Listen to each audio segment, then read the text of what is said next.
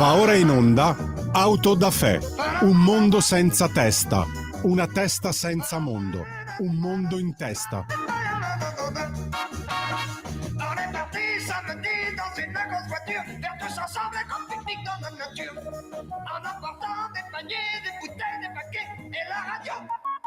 Jean-Pierre?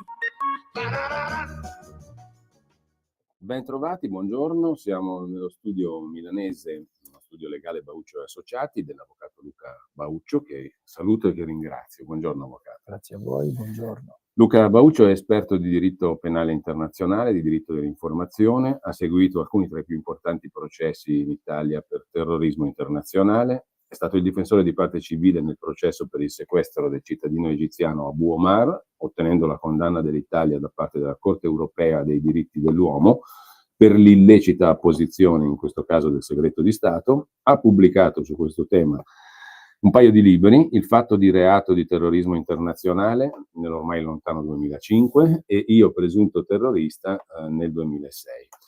E si occupa anche, come dicevo, di diritto dell'informazione, primo non diffamare, il titolo di un suo libro, e veniamo all'oggetto della nostra conversazione con altri due libri che l'avvocato Bauccio ha pubblicato nel 24 e nel 25 quest'anno.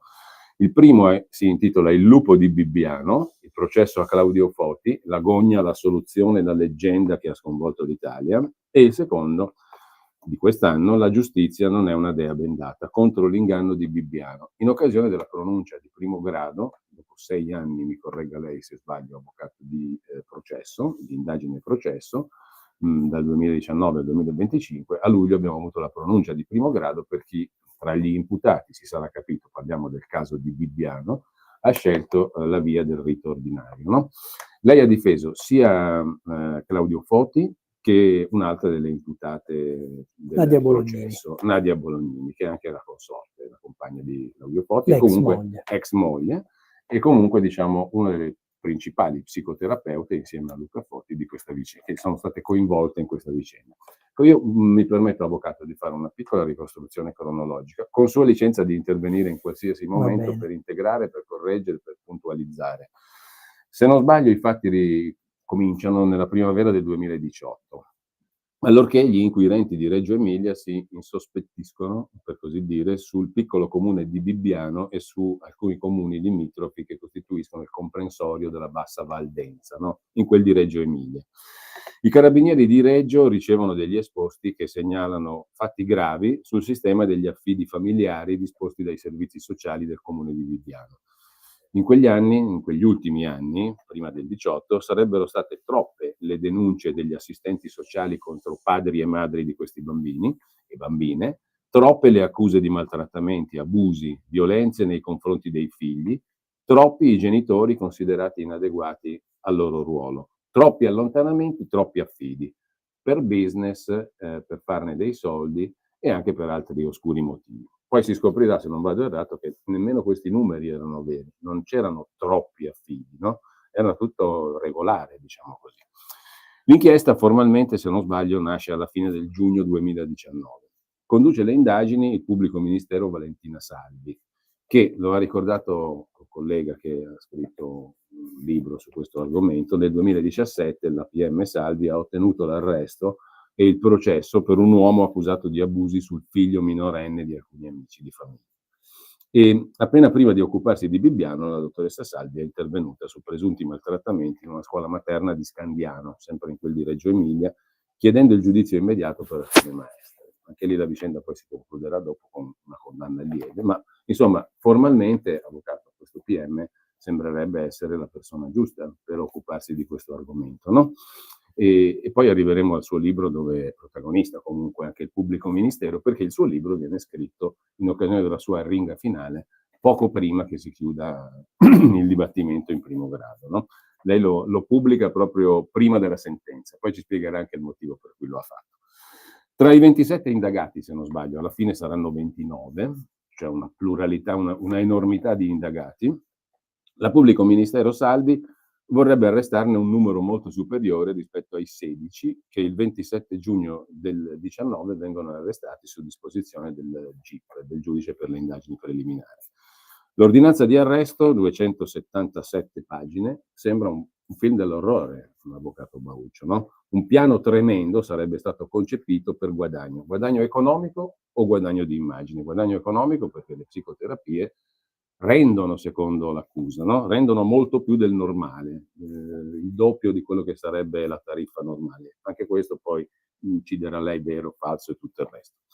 L'accusa parla di sedute psicologiche che sono state trasformate in messe in scena tragiche. Per quale finalità? Per instillare nei bambini una falsa immagine dei loro propri genitori come persone intente a fare loro del male, no?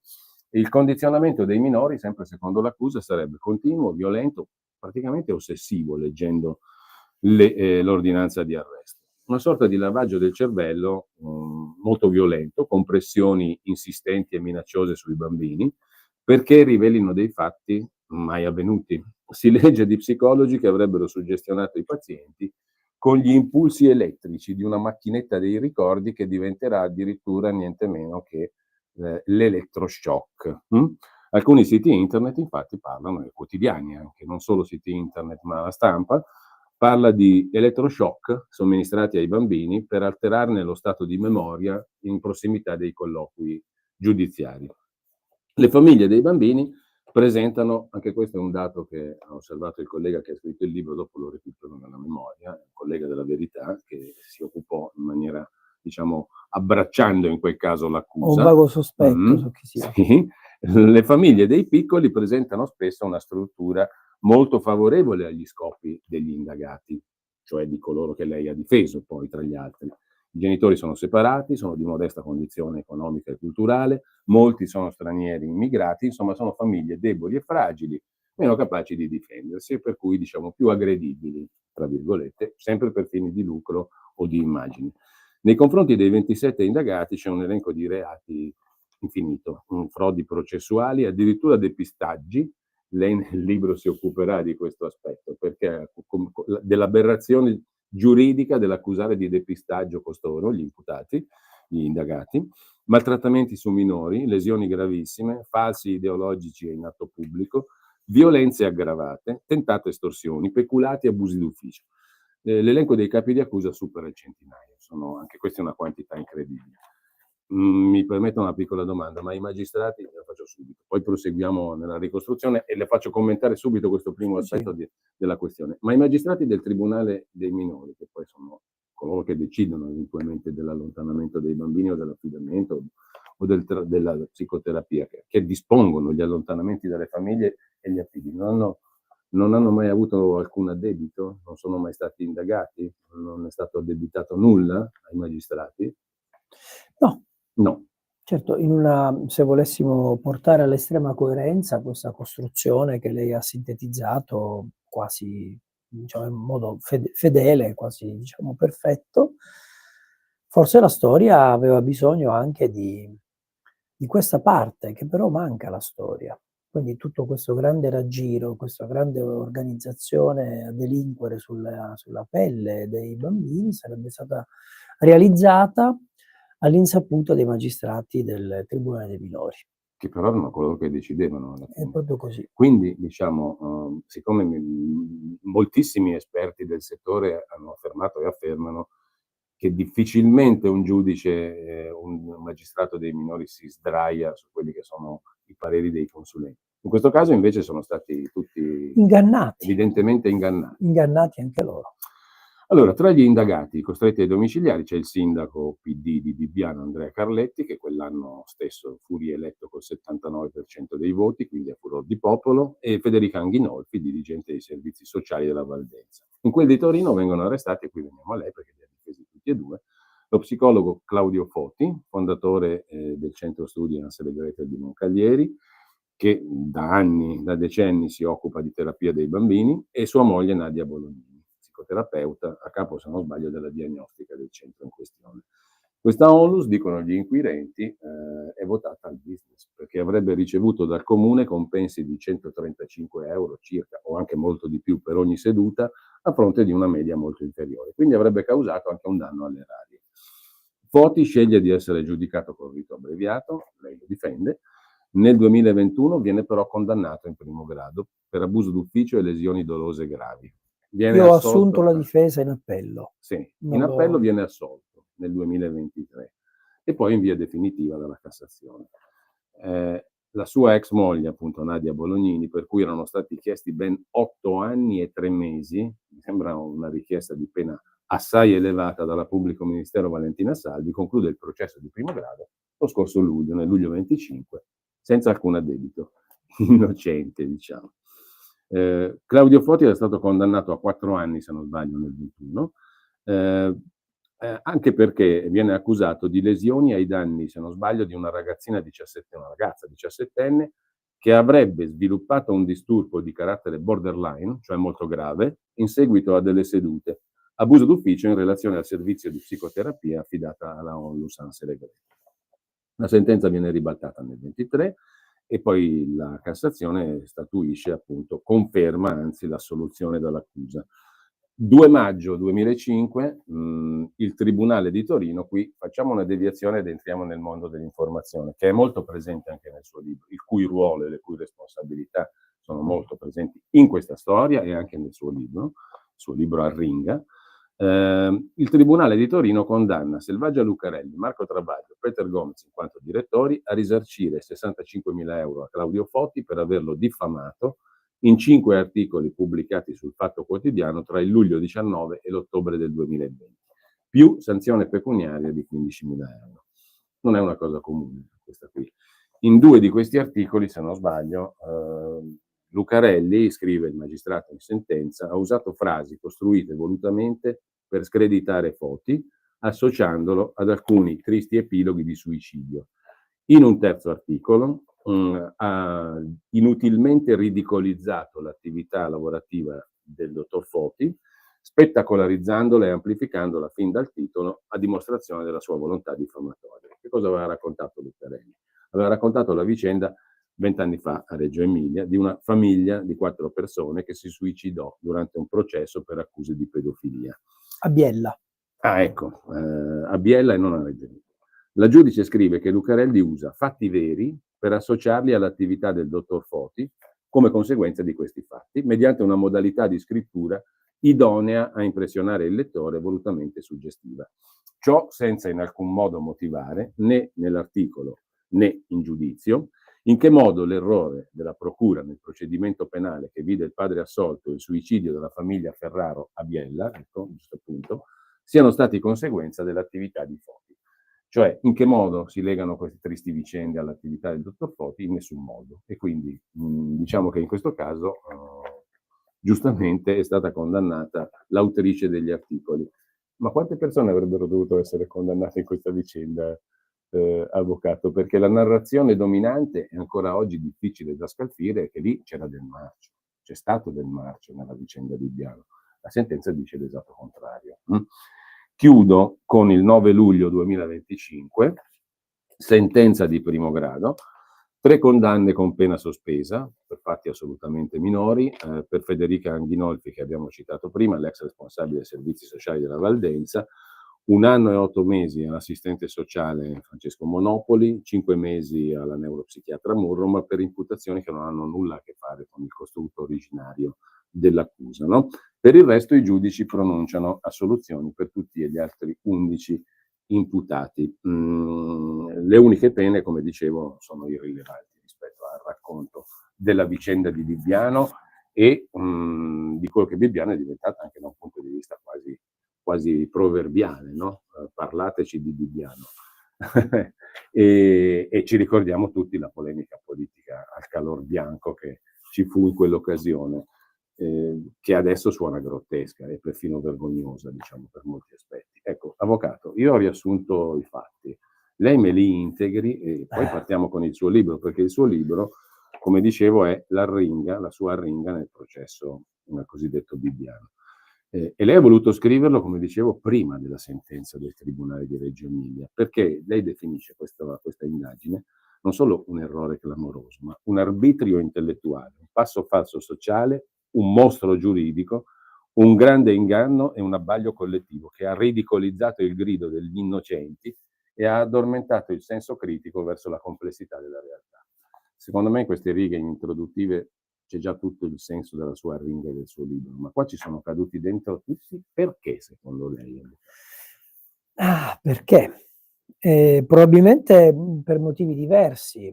Ognuno portava con sé delle buone ragioni per credere o far finta di credere che questa fiaba nera fosse vera, fosse reale.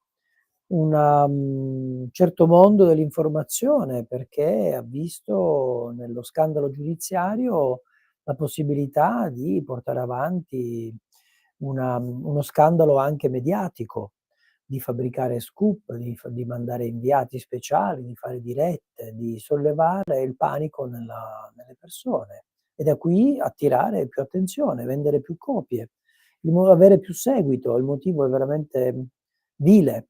Altri, perché hanno visto nella possibilità di sfruttare questa mostruosità, l'opportunità politica per alimentare una certa narrazione propagandistica, elettorale, individuando il colpevole non in una persona, ma addirittura in un'area sociale, in un'area politica, addirittura in un'area geografica. Forse è la prima volta che un'intera comunità, un'intera area sociale diventa il bersaglio, non il set dove girare il film, ma proprio diventa protagonista del film. E quindi l'intera comunità, l'amministrazione comunale, la classe dirigente, il partito al quale appartiene quella classe dirigente diventano gli imputati mediatici, al di là, indipendentemente persino dalla narrativa dell'inchiesta giudiziaria. Poi ci sono settori della società che sono legati ad una certa visione della famiglia e quindi hanno visto in questa vicenda l'opportunità per rilanciare il ruolo dei padri e delle madri, il ruolo delle famiglie a dispetto di questa rivoluzione dei figli, fatta con la complicità degli psicologi e degli assistenti sociali. Sono tanti. Poi c'è stato anche un certo mondo scientifico, forse tra tutti il più deplorevole, che ha pensato, per essersi trovato legittimamente dall'altra parte della barricata. Sa, quando c'è un processo per abuso, da un lato c'è un pubblico ministero con i suoi consulenti, le sue risorse intellettuali, professionali, le relazioni dei servizi sociali che circondano di credibilità e di riscontri e di prove la narrazione del bambino che racconta l'abuso. Dall'altro però ci sono i difensori degli imputati che hanno tutto il diritto di gridare la propria innocenza, ma anche questi difensori hanno consulenti, hanno esperti che vengono interpellati per legittimamente confutare l'accusa. Sono quegli esperti e quel mondo pseudoscientifico, scientifico, che ha visto in Bibbiano l'opportunità per regolare i conti, per dire: avete visto l'esagerazione nel dare credito ai bambini? Avete visto gli psicoterapeuti del trauma? Chi è che sono? Sono soltanto dei fabbricatori di ricordi, sono degli alchimisti di memorie che non sono mai esistite. Ho letto, ho sentito dichiarazioni di questi esponenti di questa pseudoscienza o di questa scienza asservita a delle logiche difensive senza alcuna dignità e alcun onore, dire: ecco, ma la vogliamo smettere con la psicoterapia del trauma? Che cos'è cercare il trauma se non fabbricarlo? Per quale motivo dovremmo invadere la mente e i ricordi di un bambino alla ricerca del trauma? Che bisogno abbiamo di questo? E chi lo faceva in realtà ha creato un mostrum scientifico, questa è la loro tesi. Ecco, avete visto, adesso sono finiti in galera, ve l'avevamo detto.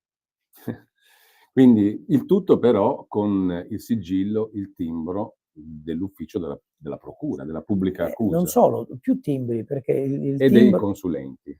Dei consulenti e poi del GIP, perché sa, nella logica processuale il pubblico ministero segue una traccia. Certo, ha il dovere di farlo con la massima neutralità, addirittura dice il codice anche con quella con l'ispirazione il comando di cercare e valorizzare anche le prove a favore dell'indagato, ma dobbiamo anche ammettere che quando un pubblico ministero si convince di una tesi, la porta avanti, quindi va alla ricerca dei riscontri, delle prove. C'è stato però un giudice che ha validato questa tesi e che dopo aver letto le carte ha ritenuto doveroso emettere dei provvedimenti di custodia cautelare domiciliare nei confronti della gran parte delle persone indagate. Che sono ovviamente scattati subito e che hanno immediatamente distrutto le vite e le attività professionali degli imputati, no? Se poi si immagina che questa vicenda, ancora oggi in primo grado per chi ha scelto il rito ordinario, dura da 6 anni, vuol dire che tu hai rovinato la vita a una quantità di persone comunque, no? Sì, non so se fa più danni. Siamo arrivati Nonostante a tu sia stato assolto, poi non so se la procura farà appello, non lo farà, siamo ancora in non lo attesa, no? sappiamo, non possiamo saperlo. Però in ogni caso tu hai distrutto l'attività professionale e le esistenze individuali di tante persone. Come si legge nel suo libro, tu le hai distrutte e omettendo, diciamo, di considerare alcune cose che, mi permetta, avvocato, forse sbaglio a dare questo giudizio, ma non era necessario che tu fossi uno psicoterapeuta per considerare quelle cose. Del resto non lo è neanche lei uno psicoterapeuta. Si è documentato per affrontare una vicenda così delicata che riguarda dei Certamente. bambini e delle bambine. Ho studiato. Lo poteva fare anche il pubblico ministero. Sì, potevano farlo tutti. Tutti. Tutti avevano il O dovere anche di il giudice per farlo. le indagini preliminari che Sì. ha avallato. Questo riporta al centro il tema anzitutto del ruolo dei consulenti e dei periti nei processi penali. Non sono i depositari di un sapere scientifico insondabile, non sono i sacerdoti di una verità che viene rivelata e che bisogna accogliere insindacabilmente, perché chi parla è un oracolo, chi parla è il depositario di una scienza a noi proibita. In realtà gli avvocati, i pubblici ministeri, ma anche la polizia giudiziaria, i giudici hanno il dovere di verificare quello che c'è scritto nelle consulenze e se è una materia che non conoscono hanno il dovere di conoscerla, il più possibile, spingersi il più avanti possibile perché anche l'errore del consulente o del perito sia avvistato per tempo. Avvocato, io mi sono segnato alcuni punti che mi hanno molto colpito, sono tanti. Il libro in sé è esile, lei ha fatto 3 giorni di arringa, Sì, ma l'ha condensato e poi in 119 sì, pagine molto snelle che si leggono molto rapidamente e anche con uno stile molto efficace dal punto di vista della grazie. comunicazione dei fatti e della sostanza. Mi sono segnato alcuni punti sui quali vorrei dialogare con lei. Fin da subito lei dice: "Apriamo questo grande libro dell'accusa, no, esaminiamo le accuse del pubblico ministero". Nelle prime pagine si legge chiaramente da subito che gli affidi di bambini andrebbero evitati, perché producono conseguenze sui bambini che possono essere assimilate o addirittura superiori a quelle di un abuso sessuale. Sì, Cioè gli affidi non sono un salvataggio sociale, gli affidi sono una fonte di pericolo enorme, gravissimo, addirittura superiore all'abuso sessuale per un sì. minore. Ecco, che cos'è questa se non una posizione ideologica, mi consenta di dire? Sì, forse anche di più e peggio, forse è una posizione aberrante. È una posizione che scardina qualunque idea, di solidarietà sociale e qualunque senso della realtà.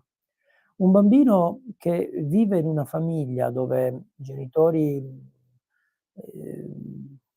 sono degli alcolisti, dei drogati, dei violenti e sfogano questa malattia sociale o malattia psichica o questa devianza sociale o questa devianza criminale su un bambino. Beh, di fronte a questa realtà che cosa dovremmo dire?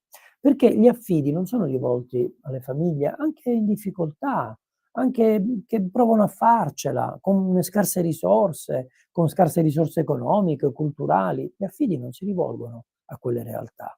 Quelle realtà ricevono attenzione in modo diverso, soccorso in modo diverso, comprensione in modo diverso. Ma quei pochi casi che toccano l'affido, riguardano bambini abbandonati, denutriti, lasciati marcire nello sporco, nella disattenzione dei genitori, che a loro volta vivono un problema, che può essere un problema psichico, può essere un problema personale, un problema con la giustizia molto grave, tale da impedire loro di essere dei genitori. Come si fa ad affermare che l'affido in questo caso sia uno strumento criminogeno. Stai ascoltando Radio Libertà. la tua voce libera, senza filtri né censura. La tua radio. Lo amiamo perché ci offre sempre le cose più buone e naturali. Linea Alberto Acerbis. Se qualcuno Natale, ciao amici e ciao a tutti, buona mattina, buon pomeriggio, sono Alberto Acerbis. Se qualcuno a Natale dice porco cane, sì, la Letizia non ne abbiamo già, siamo già quasi verso la fine, ve lo dico perché insomma, permettetemi, dopo 35 anni che sono nel mondo dell'olio con qualche migliaio di famiglie, cioè noi sono un numero chiuso, Letizia 59 euro, ve ne ho parlato, una confezione bellissima, ma però io devo fare un regalo al Sordo Tour, perché il Sordo Tour voglio qualcosa di straordinario, allora fai una bella cosa, chiedi informazioni per quanto riguarda la confezione che si chiama dono. Chiama 030 68 40 408, tu non vuoi sbattimenti, hai ragione, chiami qui, dici mi spieghi com'è la confezione dono, o meglio ancora vai a vederla sul sito olioacerbis.com, vai, sezione natalizia, vedi la confezione dono e capirai che tu, mentre gli altri si rompono i marron glacé a girare su tangenziale, a litigare, coppie che saltano, psicologi che devono unire le famiglie distrutte per i regali di Natale, ma hai visto che il regalo non era bello, dovevi regalare questo, te l'avevo detto, fai una bella cosa, relax 030 68 40 408 oppure tramite il nostro sito olioacerbis.com, vedi tutto, già che sei lì magari buttaci dentro qualcosa tipo 3 bottiglie di olio, 6, quello che vuoi. Ciao, alla prossima, vi voglio bene. Stai ascoltando Radio Libertà, la tua voce libera, senza filtri né censure, la tua radio. Di per sé. Ecco, Di per sé. questo che colpisce è che invece di giudicare i fatti, i dati, uno per uno, concretamente, per quello che sono quei fatti e quegli elementi, cioè lì c'erano delle vicende che riguardano determinati bambini con nome e cognome, di determinate famiglie, con determinate situazioni reali. Invece di approfondire quei fatti, Sì. ci si rifugia in una formula generica e onnicomprensiva, cioè gli affidi sono un male. Ma pensiamo anche all'offesa che questa idea espressa da una consulente del pubblico ministero ha esercitato nei confronti delle famiglie affidatarie, cancellate nella loro reputazione guadagnata con il sacrificio e con l'abnegazione, la generosità, perché una famiglia affidataria non è una macchina da soldi, non è l'insieme di due persone che decidono strategicamente di inventarsi come affidatari per incassare chissà quali somme. La famiglia affidataria è una famiglia un po' folle, un po' pazza, un po' masochista, che decide invece di accogliere un bambino portatore di un grande disagio all'interno del proprio nucleo familiare, spesso abitato da altri figli. In cambio di che cosa? In cambio di niente, in cambio di un aiuto che va dai 400 ai 500 euro al mese e una montagna di problemi. Perché lo fanno? Perché sentono il bisogno di farlo. Ecco, avvocato, mi faccia dire che questa accusa gli affidi sono peggio della violenza sessuale, andrebbero evitati, è un'accusa che per certi versi, mi perdoni, io la stimola a dare un giudizio su questo, a me pare così, che vellica in un certo qual modo il buon senso comune, no? Sì. Cioè bisogna lasciare i bambini A nella casa, famiglia originale. certo. E questo è un altro punto che lei sottolinea, un altro caposaldo che ha fondato tutta questa, e che in qualche modo diventa anche popolare, no? Perché fa gioco su un sentire comune che molto spesso non è fondato sulla realtà, ma è un sentire comune, come tutti i modi di sentire comune, molto spesso troppo generico, troppo generalista. La famiglia biologica è sacra, no? Tocca la nostra paura ancestrale. Ci portano via i bambini, no? Esatto. Senza considerare gli elementi di fatto concreti che lei citava prima. Però un processo dovrebbe essere la sede per considerare proprio i fatti. Ma è un processo, è la sede in cui considerare tutto, gli errori, gli orrori, le intuizioni, le cose giuste, le cose sbagliate. Io non mi sento di colpevolizzare chi ha sbagliato da un punto di vista giudiziario lettura della realtà, chi ha sbagliato il codice interpretativo. Certo deploro chi ha utilizzato la propria scienza per validare concetti che la scienza di riferimento rifiuta e ripudia come aberranti, come mostruosi, come spaventosi. Però ecco, il processo, non dobbiamo nemmeno avere l'ingenuità di pensare che un'indagine sia un'indagine che riproponga un modello di perfezione. In realtà l'indagine è il modello dell'imperfezione, perché rispecchia il nostro rapporto con l'ignoto, ed è un rapporto di conoscenza, è un cammino di conoscenza che ognuno fa con la cultura, l'intelligenza, l'intuizione, la fortuna che si ritrova. Ecco, avvocato, un'altra cosa che è in gioco in questa vicenda è un altro punto fondamentale del cosiddetto sentire comune, è che una madre non può essere anaffettiva. La madre ama sempre il proprio figlio, no?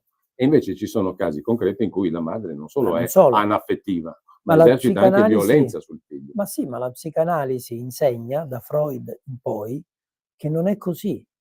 Insegna che i disturbi della personalità, ad esempio, o le difficoltà psichiche della persona, hanno spesso un'origine nel cattivo funzionamento del rapporto con il caregiver principale, che è la mamma, che è colei che ti tiene in grembo, e già per le recenti conquiste della psicanalisi e della psicologia, il rapporto tra la madre e il bambino ancora in grembo è decisivo per segnare la personalità del bambino. E la psicanalisi ci insegna, la psicoterapia, la psicologia insegnano che, soprattutto quella dell'età evolutiva, i primi 3 anni di vita sono decisivi per definire la personalità, il carattere di un bambino. Quindi questa asserzione è un'asserzione antiscientifica, non serve a proteggere di più le madri, serve soltanto a creare un monstrum scientifico. Lei cita un grande psicologo statunitense, un bellissimo esperimento, del quale non ero a conoscenza, no? Henry Harlow.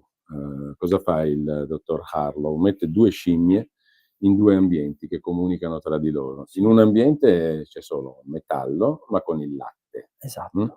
E nell'altro ambiente c'è pelliccia, un ambiente caldo, protettivo, accudente, ma senza latte, senza cibo. Vengono prelevate le scimmie dalla vera madre e vengono messe in questo luogo dell'esperimento. Dove andranno le scimmie? Dove andranno? Vanno dove c'è il latte dove da c'è il mangiare, ma calore. c'è il metallo, o vanno dove non c'è da mangiare, ma c'è Vanno calore? dove c'è il calore, e alcune scimmie si lasciarono morire, pur di non lasciare la scimmia in grado di trasmettere calore, affettività. E questo ha dimostrato agli studiosi, tra cui anche Bowlby, che poi è uno dei più grandi studiosi di psicologia dell'età evolutiva, un grande psicanalista, hanno dimostrato come il rapporto affettivo, il rapporto emotivo tra il genitore e il caregiver principale, soprattutto la madre, e il nascituro, è fondamentale nella sua crescita. E questo non vuol dire colpevolizzare i genitori, ma responsabilizzarli, E poi, renderli consapevoli. Poi è una legge di natura. ma poi ripeto, quello che dovrebbero fare i giornalisti nel raccontare queste vicende, lei l'ha fatto come avvocato difensore, ma che dovrebbe fare, secondo me, l'ha fatto per fortuna anche un giudice poi alla fine, no? Perché queste persone le ha assolte dopo 6 lunghi anni in primo grado per ora, però quello che dovrebbe fare anche la pubblica accusa è cercare di considerare i fatti nella loro specifica individualità, non rifugiarsi appunto nei dogmi o nelle cose di apparente buonsenso comune e condiviso. Questo è l'auspicio, E sempre. infatti a questo proposito io lascio a chi leggerà il libro di leggere le storie concrete, individuali, precise, di bambini che hanno un nome e un cognome. Marcello, Anita, Cristina, Andrea, Manuela, Suman. Lei racconta in pochissime righe, ma fanno venire i brividi quello che lei racconta, perché racconta semplicemente la situazione di vita reale di questi bambini. Io non dico niente perché questo lo scopriranno soltanto leggendo i lettori e le lettrici. I nomi sono di fantasia, ovviamente, certo, ma le storie sono vere. Le storie sono vere, sono persone, sono bambini reali, Sì, i sì, protagonisti di questa storia, che hanno dei vissuti terribili, no? Oggettivamente terribili, Sì, c'è sì, poco sì. da dire, c'è poco da fare. E questi vissuti sono quelli che in qualche modo legittimerebbero l'approfondimento individuale delle storie, che in una prima fase di questa vicenda non c'è stato. Sarebbe bello, per esempio, che quel giornalista, autore di quel libro Maurizio Tortorella, che lei ha appunto, lo avevo individuato. Non me l'ero ricordato, ma mi è venuto in mente.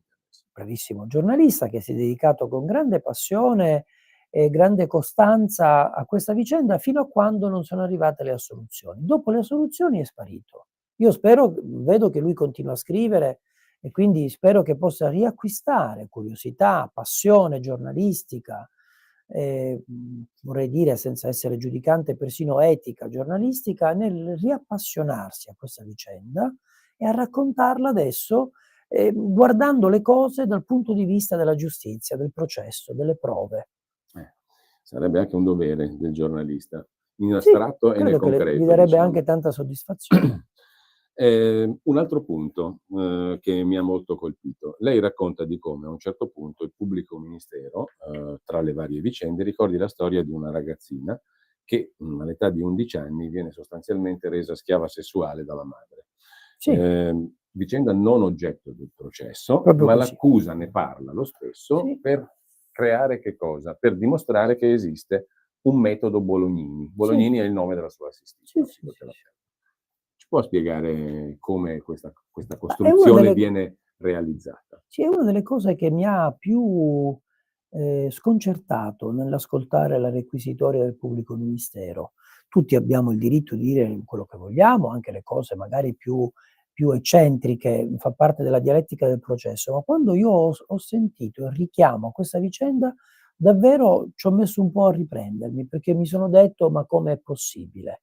E praticamente per il pubblico ministero la caratura criminale della psicoterapeuta Bolognini già era evidente dal suo rapporto con questa, minore. Questa minore era sta perché? Perché non avrebbe fatto nulla per riavvicinare la figlia alla madre. Stiamo parlando di una ragazzina che a 11 anni viene avviata alla prostituzione.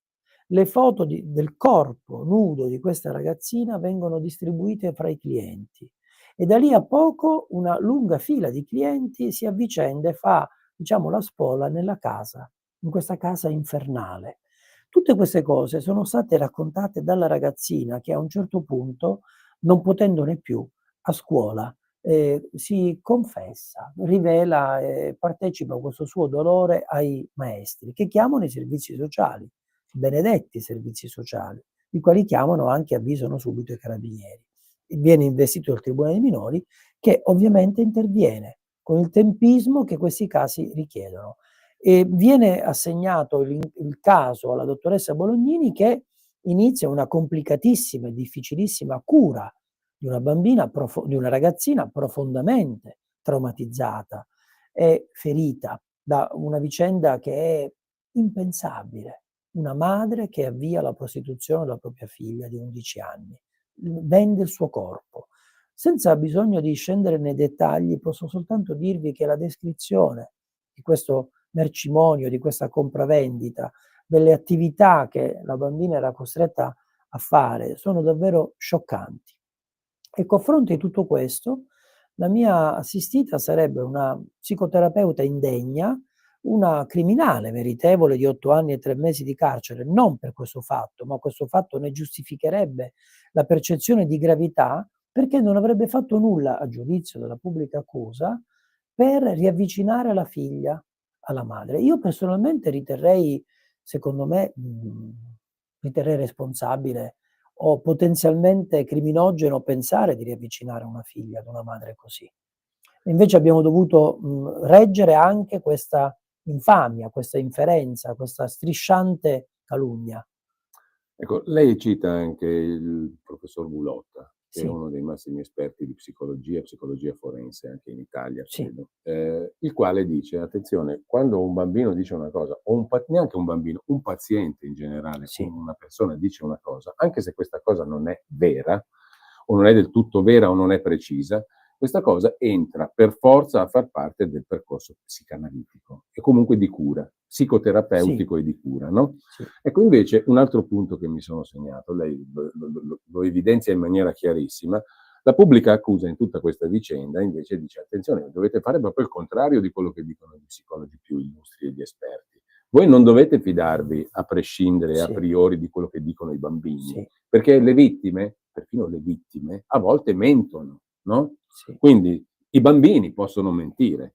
Ecco, possiamo chiamarlo garantismo questo? È una domanda retorica perché lei lo No, affronta possiamo questo chiamarlo tema. confusione mentale e diciamo non non un'appropriata conoscenza della materia di cui ci si è occupati e nei quali ci si è tuffati, forse con troppa leggerezza.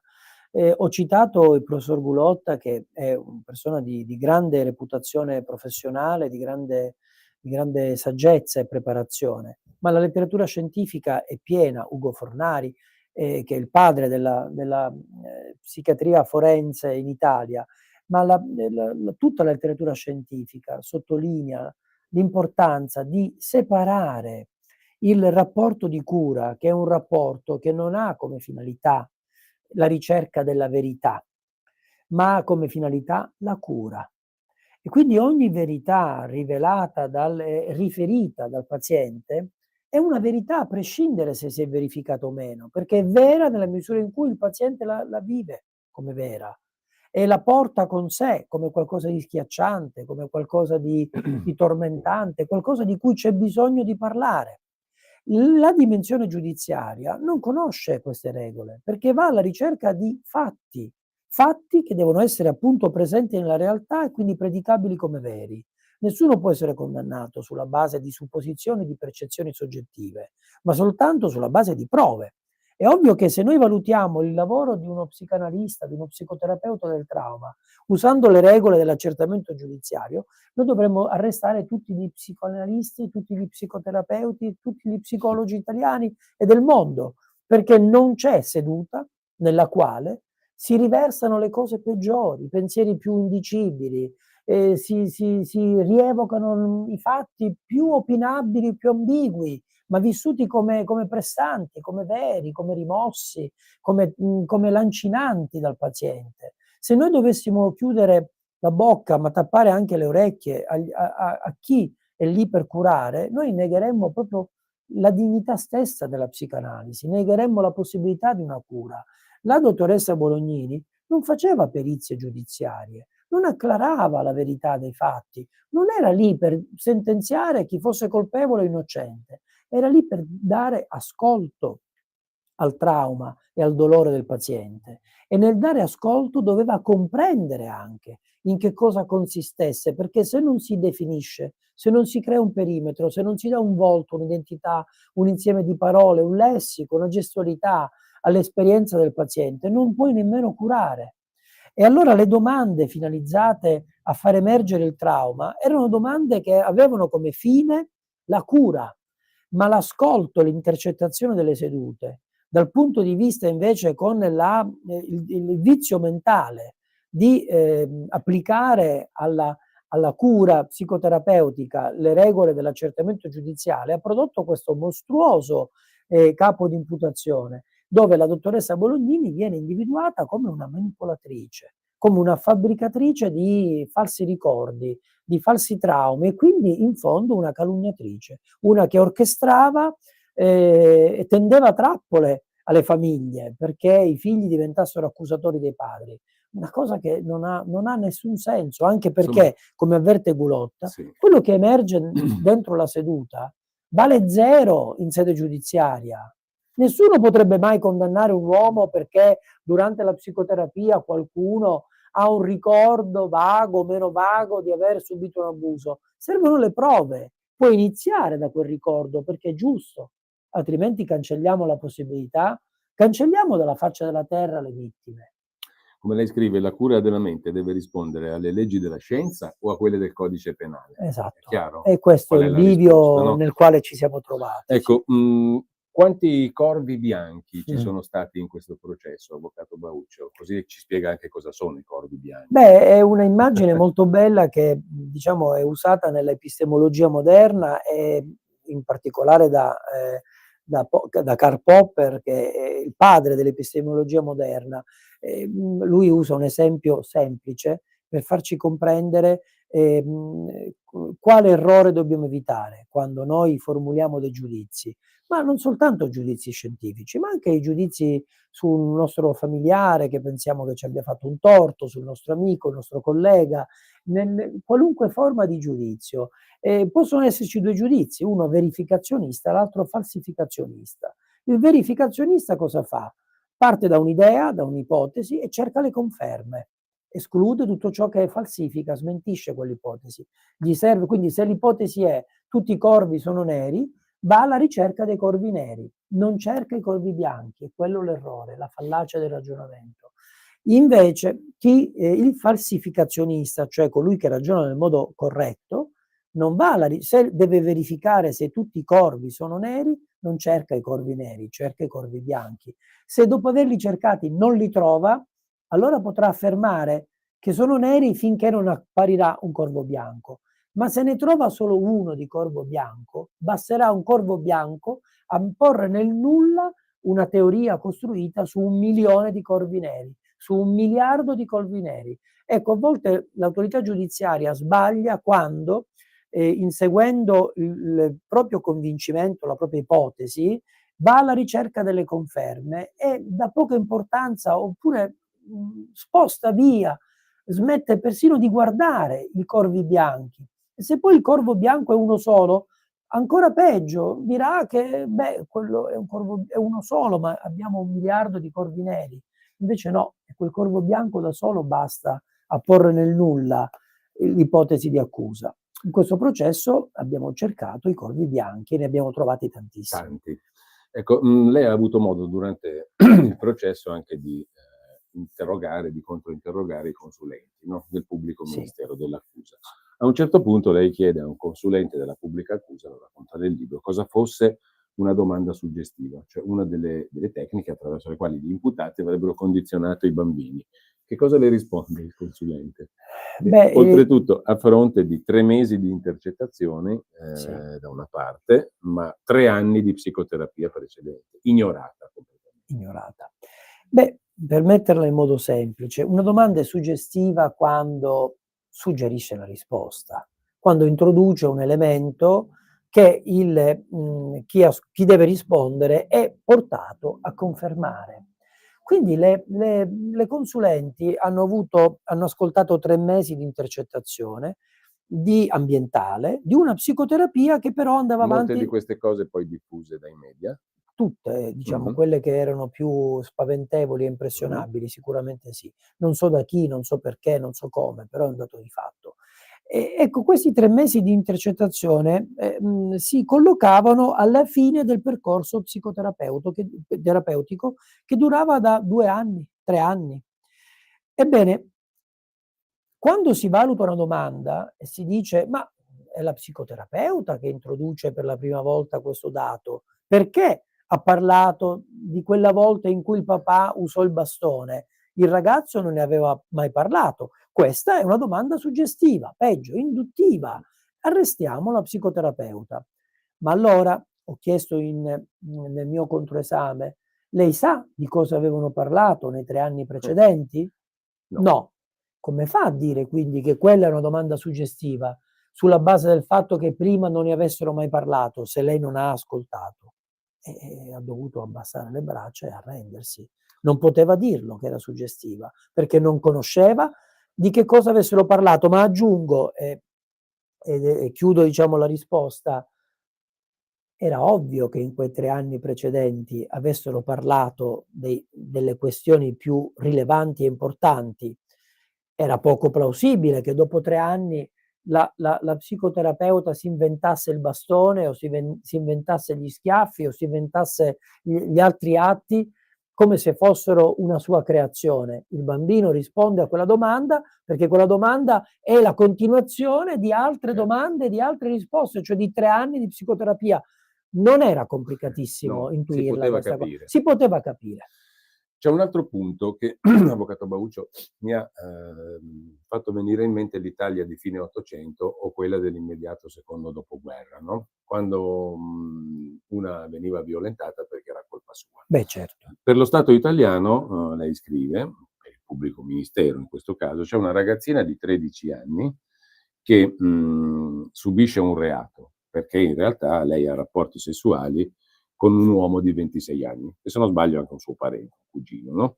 Sedicente cugino. Un sedicente cugino, mettiamola così. Definito dal pubblico ministero un ragazzo. di 26 anni. Un No? giovane e un ragazzo. Questo uomo chiamato ragazzo, come lei giustamente scrive, insomma, non è colpa sua, perché cede alla provocazione della tredicenne. È lei che riesce a superare le resistenze di questo uomo chiamato ragazzo, e addirittura è lei che prova piacere, subendo la violenza da Lei sta costui. citando tra virgolette quello che è stato detto, peraltro. No, io sono Proprio allibito prova da piacere. questo. Io sono allibito da questa cosa qua, avvocato. E Sì. stentavo a credere che un pubblico ministero, o chiunque sia, potesse aver pronunciato frasi di questo genere. Sono state pronunciate, veramente. Sì, sono state pronunciate nella requisitoria. Dobbiamo sperare che siano anche l'effetto di, come dire, Una vis di polemica. una vis, diciamo, accusatoria, di un particolare coinvolgimento. Può succedere a tutti di perdere il controllo, però in effetti queste parole si saldavano perfettamente con la pretesa di condannare la dottoressa Bolognini per avere curato quella ragazzina, spiegando anzitutto che quello che le era successo non era amore, non era la favola del principe cugino, non era una fiaba celestiale, ma era qualche cosa che non doveva accadere nella sua vita, che lei doveva elaborare, della quale doveva essere consapevole e dalla quale doveva emanciparsi, perché la prospettiva della sua vita non era quello di fare la geisha del cugino 26enne tossicodipendente, che ingannando i genitori, che abusando del suo ruolo, perché si era offerto di andarla a prendere a scuola mentre i genitori lavoravano, 2 persone semplici, povere, che si facevano di tutto per la famiglia. Il suo ruolo non era quello di abusare della fiducia, di tradire la fiducia, era quello di prestare un aiuto che lui stesso aveva offerto. E allora questa non era una storia a lieto fine, non era la storia d'amore, era la storia di una sopraffazione, era la storia di un abuso. Ma sa, nella vita succede spesso che chi subisce un torto, chi subisce un atto di prepotenza, addirittura chi subisce un abuso, finisce per essere quello che ha colpa, quello che ha dato Ecco, causa a quello che è anche in questo successo. caso Succede in tanti campi della vita. Anche in questo caso la dottoressa Bolognini è stata colpevole di cura e di ascolto e di accoglimento. Sì, e anche di aver detto che il cugino non era l'uomo della sua vita, ma era un pedofilo. Cioè lo ha chiamato con il Col suo linguaggio nome. della legge, Col suo nome. con il suo nome. E questo è stato, diciamo, segnato con la penna blu e rossa, perché ha costituito un capo di imputazione. Beh. Allora, un altro punto a proposito di consulenti, avvocato Bauccio. Una consulente del pubblico ministero, in una relazione, afferma che la condotta degli psicoterapeuti, delle psicoterapeuti, provocherà in un paio di bambini, probabilmente, con elevata probabilità nel futuro, Sì. a uno un disturbo borderline, a un'altra un disturbo antisociale. Ecco, Sì, sì. come si può pensare di poter sostenere scientificamente Sì.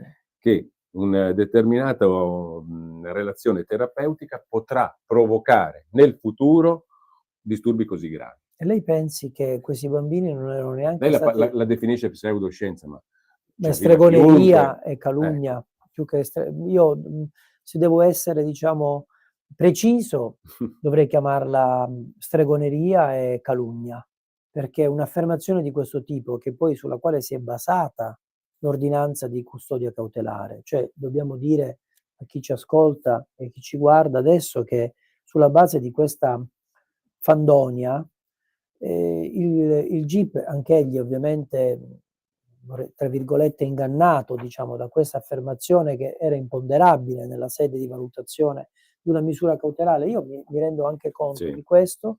Il GIP ha emesso la misura cautelare nei confronti della dottoressa Bolognini, che ha fatto 6 mesi di custodia cautelare domiciliare a causa di questa consulenza.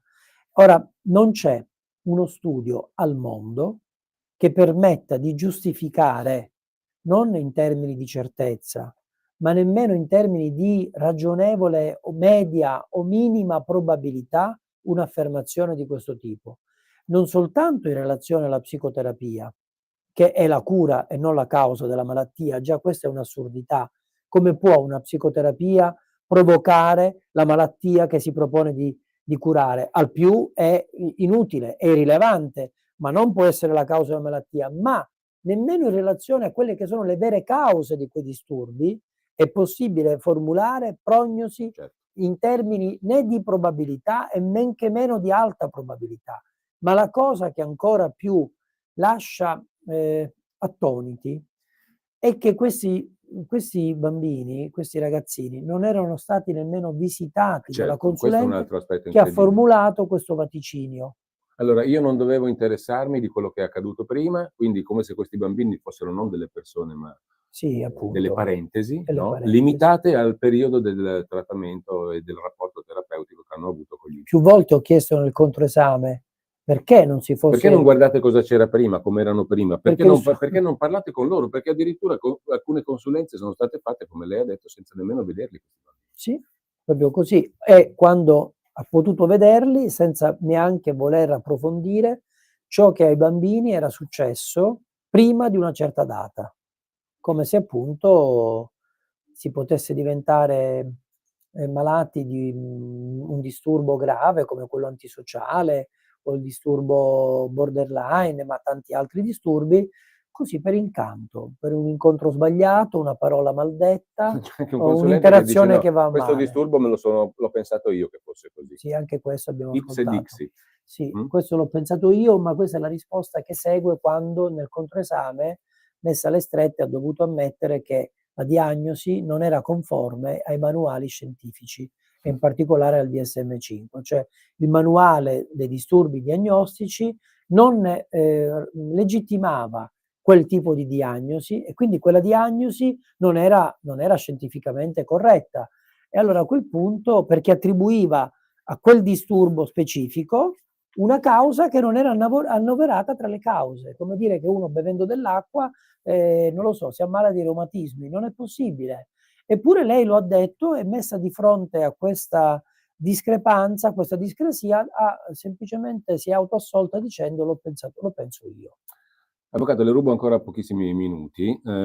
A chi ci segue, a chi leggerà il libro, dico che troverà tante storie condensate in breve ma narrate con un'efficacia straordinaria, perché sono veramente forti in sé le storie. Quindi quello che lei racconta di questi bambini, di questi ragazzi, di questi ragazzini, è illuminante, no? Soltanto nella semplice scheletrica biografia che lei ne traccia.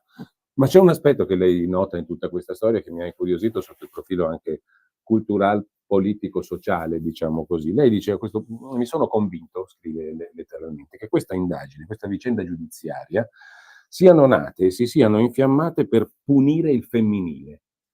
Non tanto le donne, diciamo, quanto proprio il femminile, il lato, diciamo, accudente materno. Perché? Ci può argomentare meglio questa sua convinzione, diciamo? Ma Che perché... tra l'altro sembrerebbe essere in contrasto moltissimo con la retorica dominante di questi tempi, no? Sì, è il paradigma di Antigone. Cioè noi abbiamo avuto una pubblica accusa che con il pugno di ferro, con la forza delle manette, con la forza delle ordinanze di custodia cautelare e con una forza chiaramente non provocata ma ricevuta della gogna mediatica, ha detto che i figli devono stare a casa, che la legge di Creonte, se vogliamo usare il paradigma, diciamo, Sofocleo, la legge di Creonte deve prevalere sulla legge di Antigone, la legge del potere, della legge, la legge della legge deve prevalere sulla legge del cuore, sulla legge dell'istinto naturale, sulla legge dei sentimenti. Da una parte abbiamo avuto i servizi sociali, di psicoterapeuti, che erano attratti, coinvolti, persino dilaniati e tormentati umanamente dalle vicende di questi ragazzi. Mi hanno seguito le orme con l'obiettivo di curarli. Dall'altra parte abbiamo avuto la legge invece dello Stato, la legge della famiglia, la legge di Creonte che ha detto no, io ho un diritto su questi figli, che è un diritto che prevale sul bisogno di cura, sulla loro presunta infelicità, loro in realtà giocavano, stavano bene, comunque le eventuali ferite si possono sanare in famiglia, si devono sanare in famiglia. Ogni approfondimento, ogni parola sbagliata è un'invasione, è un atto rivoluzionario, è eversivo, è l'eversione del potere maschile, è l'eversione dell'ordine costituito. Ecco perché ho voluto, diciamo, seguire un po' una lettura di questa vicenda di questa costruzione culturale giudiziaria, guardandola anche da questo punto di vista. È il femminile che soccombe, cioè la cura, l'abbraccio, la protezione, l'affetto sulla legge, che ha bisogno di formalità, ha bisogno di conservare le cose nella loro casa, nella loro costruzione. Avvocato Bauccio, prima di salutarci, in un minuto lei riesce a spiegarmi come una macchinetta che si chiama Neurotech, che viene usata in tutto il mondo nelle terapie per i bambini e come tecnica di rilassamento, addirittura come oggetto di gioco, tanto è innocua, sia diventata l'elettroshock? Io questo ancora non riesco a spiegarmelo, perché davvero vorrei guardare negli occhi colui o coloro, naturalmente utilizzata dagli imputati, no? Dagli psicoterapeuti, coloro che hanno fabbricato come migliaia di psicoterapeuti nel mondo. Coloro che hanno fabbricato questa fandonia, che l'hanno alimentato, hanno lasciato che venisse alimentata, non so chi siano, ma li vorrei guardare negli occhi un giorno per vedere se provano ancora oggi un po', saranno nei media, saranno in settori occulti della società, io non lo so, ma se provano pentimento, vergogna per quello che hanno diffuso. Per giorni e per settimane gli italiani, ancora oggi molti italiani, sono convinti che questi psicoterapeuti, con la complicità dei valorosissimi assistenti sociali, praticassero l'elettroshock. Non c'è mai stato. Il Neurotech è una macchinetta grande quanto un telefonino, che vibra come o meno di un telefonino e che viene proprio suggerito nel trattamento del trauma per i bambini, ma anche per gli adulti. In una presentazione del mio libro si è avvicinata a me una giovane che mi ha detto: avvocato, io da piccola mi sono ritrovata all'interno di una sparatoria, è stato un trauma, sono stata curata col Neurotech. Lei me lo dica, ma com'è possibile che abbiano detto una cosa del genere? E non solo è possibile, ma è anche vero che la dottoressa Bolognini ha dovuto difendersi da una richiesta di condanna per violenza privata formulata dal pubblico ministero. La dottoressa, cioè, utilizzando il Neurotech, avrebbe commesso il reato di violenza privata nei confronti dei bambini come quella giovane che ho incontrato ad una presentazione del mio libro, che mi ha detto: io sono stata curata col Neurotech. Avvocato Bauccio, il libro è questo qui, lo inquadro grossolanamente, ma lo metteremo in sovraimpressione. È un po' rovinato, mi fa piacere, lei lo ha letto molto pieno di appunti, bellissimo. L'ho rovinato con la mia matita. La giustizia non è una dea bendata contro l'inganno di Bibbiano. Poi si trova su Amazon. Si trova su Amazon, si scoprirà leggendo perché la giustizia non è una dea bendata, ma io voglio concludere con una citazione autenticamente evangelica, quella che ha fatto il pubblico ministero, quando dice: gli imputati si credevano Gesù. E lei rovescia questa affermazione in chiave autenticamente evangelica, ma questo lo lasciamo alla scoperta di chi leggerà il libro. Bene. Grazie all'avvocato Luca Bauccio. Grazie. Avete ascoltato